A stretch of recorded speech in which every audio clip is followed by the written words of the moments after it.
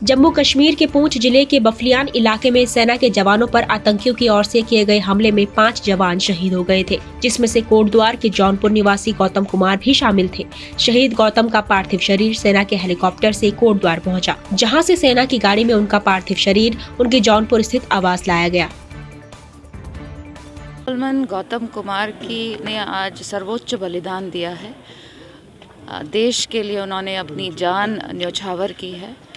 जहां हम एक माँ के लिए दुखी हैं, एक बहन के लिए दुखी हैं, एक भाई के लिए दुखी हैं, वहीं कोटद्वार का सीना गर्व से फूल रहा है, क्योंकि एक 28 साल के नौजवान ने इस देश के लिए अपनी जान न्यौछावर की है। सर्वोच्च बलिदान है। तो जहां एक तरफ गर्व का अनुभूति है कि कोटद्वार में शहीद लौटा है, अपनी जान देकर लौटा है, वहीं परिवार दुखी है, परेशान है, लेकिन वो भी समझता है कि उनके बच्चे ने देश के लिए अपनी कुर्बानी दी है। तो हम सबको याद रखना चाहिए कि जब सैनिक बॉर्डर पर तैनात रहता है, सैनिक जब वहाँ खड़ा रहता है और हमारी सेवा करता है, तभी हम लोग शायद पूरे देश में चैन से सो पाते हैं। तो मैं सैनिकों को सलाम करती हूँ, गौतम की माँ को प्रणाम और नमन करती हूँ कि उन्होंने ऐसा एक बेटा पैदा किया जिसने इस देश के लिए अपनी जान दे दी। और सभी सैनिकों को, साथ ही साथ राइफलमैन गौतम को, हमारा एक सिपाही चमोली में हमने खोया है, 4 और सिपाही हमने में खोए हैं। सभी को मैं प्रणाम और नमन करती हूँ। तरफ से श्रद्धा सुमन अर्पित करने के लिए पुलिस और प्रशासन के सारे अधिकारी यहाँ अभी मौजूद हैं। और गौतम जिन्होंने अपना सर्वस्व बलिदान इसमें दिया है राष्ट्र की सेवा में, तो उनके उस पर हमें गर्व भी है। और ये एक वैसी दुखद घड़ी है जिसमें हम परिवार के साथ में हैं, और ईश्वर उनको साहस और शक्ति दे इस बड़े अपूर्णीय क्षति को सहन करें। गड़ाई गंगोली कस्बे में 3 दिवसीय नौलिंग का रंगारंग सांस्कृतिक कार्यक्रमों का आगाज हो गया है। महोत्सव का उद्घाटन सांसद अजय टमटा ने किया। इस दौरान उन्होंने कहा कि महोत्सव हमारे लोक संस्कृति के वाहक बने रहे हैं। महोत्सवों के माध्यमों से हमें अपनी संस्कृति देखने को मिलती है। उत्तराखंड में एक बार फिर विपक्ष ने अंकिता भंडारी हत्याकांड के मुद्दे पर सरकार की घेराबंदी शुरू कर दी है। दरअसल कांग्रेस मुख्यालय देहरादून में कांग्रेस प्रदेश अध्यक्ष करण महारा ने प्रेस कॉन्फ्रेंस की। इस दौरान उन्होंने साक्ष्य मिटाने के आरोप में विधायक रेणु बिष्ट के खिलाफ कार्रवाई की मांग की है। साथ ही मुख्यमंत्री पुष्कर सिंह धामी के इस्तीफे की भी मांग की है। ये कानून में निहित है कि अगर कोई बड़ा जघन्य अपराध होता है, उसके सबूतों के साथ अगर कोई छेड़छाड़ करता है तो 201 के तहत और 120B के तहत उसके खिलाफ मुकदमा दर्ज होता है, क्योंकि अपराध करने वाला भी उतना ही बड़ा अपराधी है जितना अपराध को छिपाने के लिए उसके सबूतों के संग छेड़छाड़ करने वाला। मुख्यमंत्री को, वर्तमान DGP को, SDM को और रेणु बिष्ट को, ये तीनों चारों, 2 के लिए तो खैर गवाही खुद डोजर ऑपरेटर ने दे दी। 2 के जो ट्विटर मैंने आप लोगों को दिखाए हैं अभी, जिसमें स्वयं मुख्यमंत्री जी अपने हैंडल से डाल रहे हैं कि हमने तोड़वा दिया है। DGP साहब, वर्तमान जो DGP हैं, वो खुद लिख रहे हैं Uttarakhand demolition of underway on order of CM Pushkar Singh Dhami at Vedanta resort. ये वो खुद लिख रहे हैं, ये उनका है। तो उनसे पूछताछ भी होनी चाहिए। अगर वो वाकई में इसमें सम्मिलित है तो उन लोगों के खिलाफ कार्रवाई होनी चाहिए। और मुख्यमंत्री के पद में वो सुशोभित हैं, आदरणीय पुष्कर सिंह धामी जी। अगर मुख्यमंत्री किसी चीज़ में अपराध में सम्मिलित हो, पद में है, तो उसके खिलाफ कार्रवाई कैसे होगी, जांच कैसे प्रभावित नहीं होगी, ये समझा जाता है। इसलिए मुख्यमंत्री जी को इस्तीफा देके किसी वैकल्पिक व्यक्ति को बैठाना चाहिए। जांच के बाद अगर निर्दोष पाए जाए तो उनको फिर बैठना चाहिए, लेकिन जांच होने तक उनको अपने पद से इस्तीफा दे देना चाहिए। उत्तराखंड के मुख्यमंत्री पुष्कर सिंह धामी ने काशीपुर पहुंचकर रामपुरम कॉलोनी में भारत रत्न पंडित अटल बिहारी वाजपेयी की प्रतिमा का अनावरण किया। साथ ही भारत रत्न अटल बिहारी वाजपेयी के नाम पर पार्क का भी शुभारंभ किया। इसके बाद पुष्कर सिंह धामी ने एक सभा को संबोधित किया।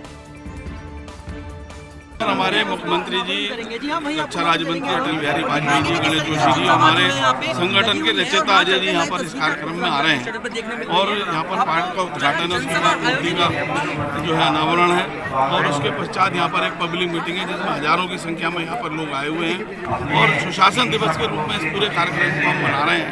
और निश्चित रूप से एक बड़ा कार्यक्रम है और मैं मानता हूँ कि कार्यकर्ताओं में एक भावना है जो यहाँ पर दिखाई देती है। हमारी भारतीय जनता पार्टी के जननायक अटल बिहारी वाजपेयी जी की जयंती है, तो जिसे हम सुशासन दिवस के रूप में मनाते हैं। अटल जी ने अपने शासन में दिखाया कि भारत किस तरीके से आगे बढ़ सकता है और सब लोगों को साथ लेकर कैसे आगे बढ़ सकते हैं। आज उस उपलक्ष्य में यहाँ पर हमारी भारतीय जनता पार्टी लगातार सुशासन दिवस मनाती है, तो यहाँ पर एक बहुत बढ़िया भव्य मूर्ति अटल जी की बन रही है इस अटल पार्क में। हमारे राम मेहता जी बड़े नेता हैं यहाँ के, उनके द्वारा इसका निर्माण कराया गया है।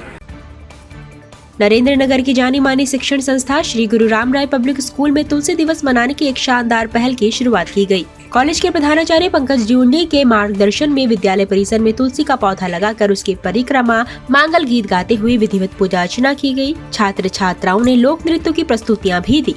इस दौरान बच्चों की माताओं के लोकगीत, लोक नृत्य, श्लोक आदि विषयों की प्रतियोगिताओं ने कार्यक्रम में चार चांद लगा दिए। पहले तो आज सभी को 25 दिसंबर तुलसी पूजन दिवस की मैं हार्दिक शुभकामनाएं देता हूं। दूसरा, स्कूल में ये प्रतियोगिता माताओं की रखने का उद्देश्य यही था कि बच्चे वही अनुसरण करते हैं जो घर में जो संस्कृति हमारी है, जो माता पिता का जो भी कार्य वो करते हैं, वही बच्चे उसका अनुसरण करते हैं। और वही स्कूलों की भी स्थिति है कि स्कूल में जिस तरह के कार्यक्रम होंगे, जिस तरह का माहौल पैदा किया जाएगा, बच्चों तक वो सीख जाएगी। इसका उद्देश्य यही है कि बच्चे अपनी संस्कृति को समझें, तुलसी के महत्व को समझें, हमारे सनातन धर्म में जो इसकी महत्व है उसको समझें, उसके आयुर्वेदिक जो प्रॉपर्टीज़ हैं, उसके जो गुण हैं उसको समझें। तमाम चीज़ों को मद्देनज़र रखते हुए आज हमने तुलसी पूजन दिवस को इस तरीके से यहाँ पर मनाने का प्रयास किया है। आज हमने स्कूल में जो कार्यक्रम रखा है वो तुलसी दिवस के ऊपर ही रखा है और सारी माताएं, हमारी जो बहनें हैं, सबको हमने आमंत्रित करा है। और आज के दिन हमने बहुत सारे रंगारंग कार्यक्रम, उनके लोक नृत्य है, लोकगीत गीत है और श्लोक, वक्तव्य, सारी चीज़ें हमने रखी है उनको, और ये पार्टिसिपेट कर रहे हैं सब लोग। और आज के दिन हम लोग तुलसी दिवस के रूप में मना रहे हैं ताकि हम लोग हमारी जो संस्कृति है, हमारे जो सारा कल्चर है उसको हम दिखा सकें और हम दूसरों को भी हम बता सकें कि हमारा कल्चर हमारे लिए कितना महत्व रखता है। चाहूँगी कि हमारे धीरे धीरे संस्कृति लुप्त हो रही है, लोग पाश्चात्य संस्कृति की ओर अधिकतर जा रहे हैं और हमारा उद्देश्य यह है कि हम अपनी संस्कृति को ना छोड़ें और बच्चों में अपने संस्कार दें। और मदर्स का बुलाने का हमारा उद्देश्य यही है कि हम मिलकर बच्चों में अच्छे संस्कार डालें, अपनी संस्कृति के विषय में बताएं, तुलसी माता के विषय में बताएं, लक्ष्मी माता के विषय में बताएं। तो यही हमारा उद्देश्य है कि बच्चों को सही अच्छे संस्कार दें। हिंदू धर्म में तुलसी दिवस का बहुत ही विशेष महत्व होता है। 25 दिसंबर को तुलसी दिवस के नाम से मनाया जाता है और ये दिवस मनाना बहुत ही महत्वपूर्ण भी होता है क्योंकि तुलसी एक बहुत ही इम्पॉर्टेंट और मेडिसिनल प्लांट भी है। ये हमें 24 घंटे में 20 घंटे ऑक्सीजन प्रदान करती है और 4 घंटे ओजोन गैस देती है। तो ये बहुत ही इम्पॉर्टेंट डे हो जाता है